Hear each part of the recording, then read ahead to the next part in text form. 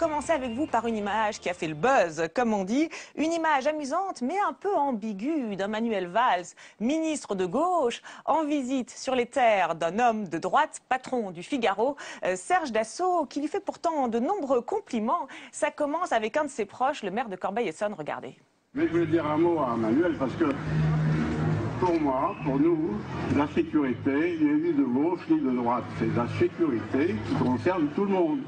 Et je dois lui dire que nous sommes très heureux de son action. Et c'est pour ça qu'il a, disons, l'appui du journal bien connu, etc. Voilà. Mais s'il fait des bêtises, il n'en pas. Mais actuellement, c'est très bien. Et pour les Roms et tous les autres, c'est formidable. Donc bravo Manuel et continue. Voilà, alors Manuel Valls rit, mais enfin en mimant quand même un peu la grimace de celui qui est en train de se prendre des coups.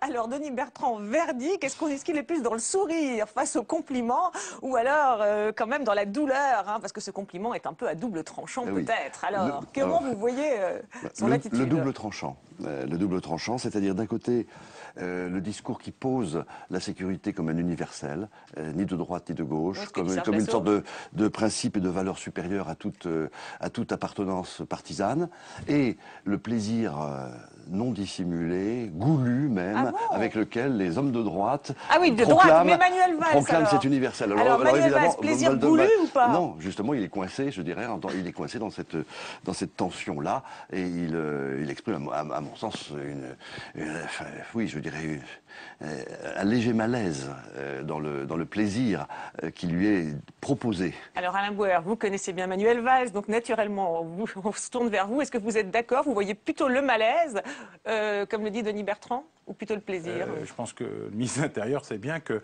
les compliments du Figaro sont d'abord de vrais compliments parce que le domaine en question est un domaine sur lequel il y a, à droite comme à gauche désormais, une sorte de consensus sur le fait que le sujet sécuritaire ne pouvait plus être connoté, puisque la gauche a payé très cher le fait d'avoir été jugée comme laxiste, et donc elle s'est recomposée en disant on ne l'est plus. Et puis il sait très bien quel est l'effet pervers d'être trop adulé par la droite quand on est du camp d'en face, puisque à la fin, il n'est à peu près certain que le Figaro ne fera jamais campagne pour Manuel Valls en quelque élection que ce soit, quelque élection politique ou politicienne que ce soit. Donc il en voit bien les limites. Alors l'effet pervers, évidemment, c'est l'impact de ces images à gauche. En plus, elles ont pas mal circulé.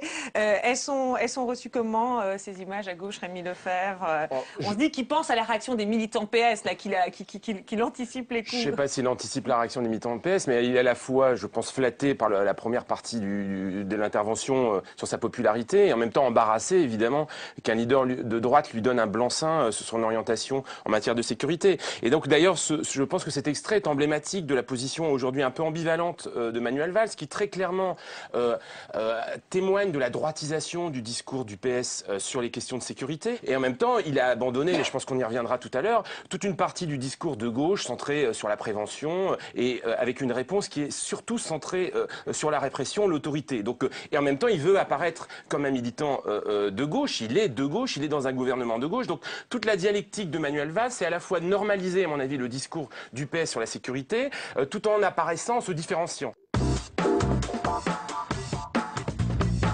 Qu'est-ce qu'un bon politique? Et puis comment on s'en sort par le haut? Alors là, on est au mois de juin, on voit comment François Hollande s'en sort, mais le problème c'est que le débat va se poursuivre, hein, puisqu'à la rentrée, il y a le fameux vote de ce traité à l'Assemblée nationale. Et alors là, c'est Jean-Marc Ayrault qui doit assurer le service après-vente. Je vous propose de l'écouter.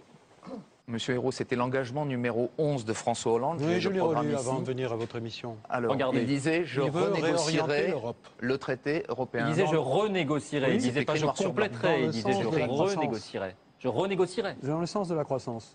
Et pas je compléterai. Non, mais écoutez, on ne va pas jouer sur les mots. Ah, il y a eu... C'est la parole publique. Non, mais il y a eu négociation. Mais le traité sera bien le même, monsieur. Je viens d'entendre monsieur Fillon. Jeff repose sa question. Est-ce que vous admettez qu'il n'a pas été littéralement renégocié, ce traité? D'un point de vue juridique, si vous prenez la ligne exacte de la phrase qui sera soumise à ratification, non. Je l'ai dit d'ailleurs dans la presse ces derniers jours, mais c'est tout ce qui va avec. Le paquet croissance, le paquet perspective, pour enfin faire que l'Europe soit une zone non pas seulement de libre-échange, mais qu'elle porte aussi un projet, qu'elle redonne de l'espoir. Vous avez obtenu la réponse, oui, chef. C'est ce que nous avons obtenu. Voilà, et on voit que ce problème de définition de ce fameux mot renégocier, eh bien, continue à poser des problèmes. Et puis on entend un nouveau mot qui apparaît, c'est réorienter, là dans le brouhaha, un mot que l'on retrouve le lendemain dans la bouche du patron des députés socialistes, Bruno Le Roux. Il avait dit qu'il renégocierait le traité, il n'y est pas parvenu. Mais c'est comme si c'était fait. Quand on ajoute un volet croissance, quand on fait voter cette taxe, quand on décide de réorienter l'Europe à tel point que la Banque Centrale Européenne prend une décision qui était inimaginable 6 mois auparavant. On peut prendre le mot que l'on veut, renégociation, réorientation, mais le traité et le contexte européen n'est plus le même aujourd'hui qu'il l'était avec Nicolas Sarkozy et Angela Merkel. Voilà, après tout, renégocier, modifier, réorienter, on peut prendre le mot qu'on veut. Et la question qu'on se pose, c'est quand même, est-ce que ce mot, au départ, Sylviane Rémy, n'était pas très mal choisi? Est-ce qu'ils n'ont pas été très mal inspirés de choisir ce mot renégocier? Est-ce qu'il n'aurait pas fallu prendre finalement ce mot qui apparaît au mois d'octobre? Eh bien, réorienter tout simplement. Oui, mais c'est quand même faible, réorienter. Ah bon? Alors que renégocier, c'est vraiment un mot technique. C'est un mot de la terminologie diplomatique. J'ai regardé dans les dictionnaires, il y a un sens précis, technique, il y a ses traductions juridiques. Donc c'était un mot mascotte, enfin un mot qui devait entraîner les militants. Et on était en campagne, donc on n'avait pas le choix. Alors que la réorienter, c'est étrange que ce préfixe, avec le verbe orienter, aille de l'avant pour dire on allait en avant et là simplement on va changer de direction et vous allez voir, ça va être avec un lexique psychologique d'avenir, le projet, l'espoir et puis le paquet. Et d'ailleurs le mot réorienter a aussi un sens idéologique et pas dans la bouche des socialistes, réorienter, ça veut dire la faire moins capitaliste, moins libérale. C'est ça que ça veut dire, la réorientation. Plus sociale.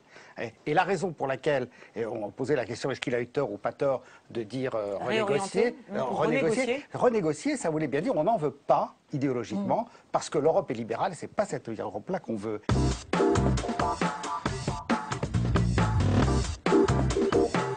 Jean-François Copé, c'est celui qui s'est déclaré candidat pour 2017. Alors on a eu envie de revoir à quel moment c'était, dans quel contexte c'était, parce que c'est vrai qu'on l'entend tellement qu'on a un peu oublié, et on a retrouvé, c'était sur Canal+. Un jour Copé président? Non, ça veut dire un jour, si les circonstances le permettent, en tout cas moi j'essaierai de créer les conditions pour. C'est effectivement d'être en situation d'être candidat, mais c'est dans très longtemps. Hein. Vous aurez le temps de revenir me voir. 2012? Par exemple, non. Pour prendre cet exemple, non. Je ne pense pas que ce soit la bonne date. 5 ans après? Je pense en tout cas pas avant, en tout cas. Oui. Non, avant, ça n'a pas beaucoup de sens. Voilà, donc on le voit, en fait, c'était dans le contexte d'un reportage. On a presque l'impression que ça vous échappe. Et quand on revoit ça, la question qu'on se pose, c'est est-ce qu'effectivement ça vous échappe ou est-ce que c'était complètement prémédité de dire ça en 2007, à un moment où vos relations ne sont pas au top, si ma mémoire est bonne, avec Nicolas Sarkozy? Vous avez parfaitement raison. C'est un moment qui était très difficile pour moi, puisque c'était l'époque où Nicolas Sarkozy avait décidé de me donner une grande leçon.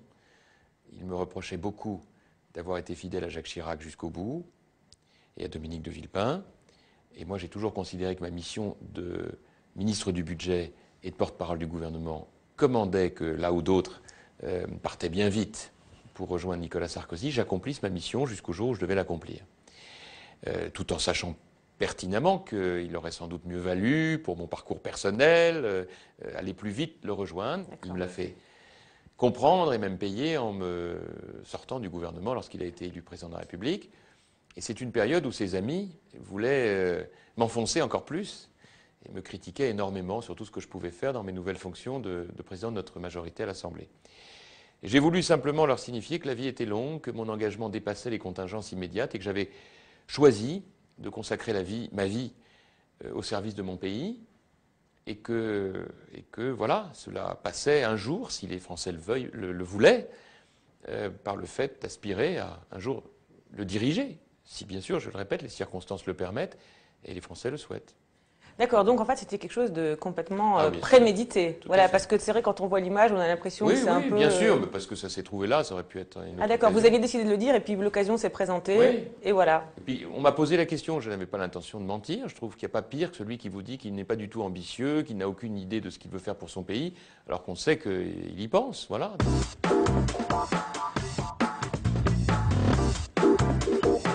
Cette mise à distance, eh bien, bien, il la faisait assez souvent, y compris au lendemain de sa victoire. Il gagne et puis il se retrouve en Corrèze. Et alors là aussi, il a une attitude assez intéressante vis-à-vis de son succès. Écoutez. Dominique Sceaux a bien voulu dire les mots qu'il ressentait, que vous partagiez, et écrire une loi électorale qui pourrait me donner deux idées. La première, qui est d'avoir eu raison de devenir président du Conseil général de la Corrèze. Si je n'étais pas parvenu à cette haute responsabilité en 2008, les voies de la présidence de la République m'auraient été pour longtemps fermées. La deuxième idée qui me traversait l'esprit, c'est que pour éviter qu'un successeur ne se présente, je pourrais être tenté de supprimer purement et simplement les départements. Mais telle n'est pas, je vous rassure, mon intention.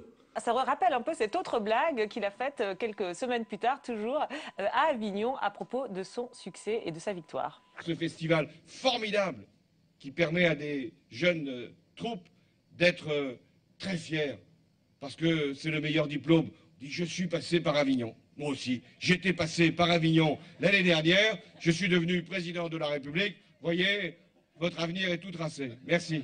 Voilà, alors bon, une blague, vous disiez, l'humour, effectivement, comme arme, on n'en a pas encore parlé, mais enfin, c'est quand même assez incroyable, non? Et de faire toutes ces blagues assez étranges. Enfin, j'avoue que, voilà, pourquoi fait-il ça? Alors, vous l'avez entendu faire ce genre de blagues régulièrement? On a une série de blagues, oui, mais là, on vient d'entendre une série de blagues qui montre à quel point il a eu raison de faire ce qu'il a fait, c'est anecdotique, c'est montrer, oui, mais il remonte les étapes et qui l'ont amené là où il est.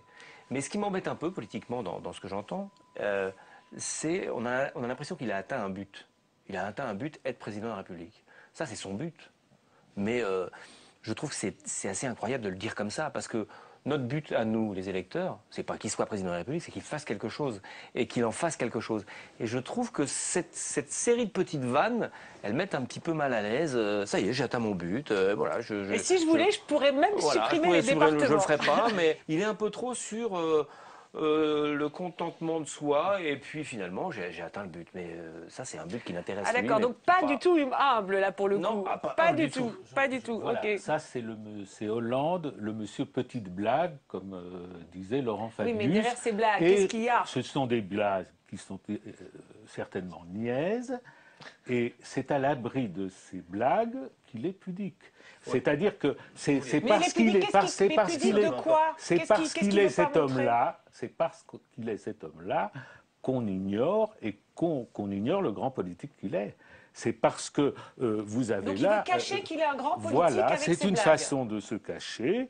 C'est une stratégie. façon de dire je ne suis pas aussi con que j'en ai l'air. D'accord, ok. Donc Jean-Pierre Winter, pardon. Dans la pudeur affichée dans la pratique du mot d'esprit.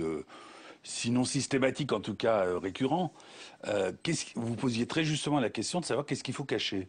Je crois que ce qu'il faut cacher, c'est la jouissance d'être arrivé là où il est arrivé, c'est-à-dire la jouissance du pouvoir. Personne n'arrive à ce niveau-là sans en jouir d'une certaine façon. Mais comme dit Thomas Legrand, c'est pas très habile de le montrer. Est-ce qu'il dit quand il fait ce mot, quand il fait ce jeu de mots?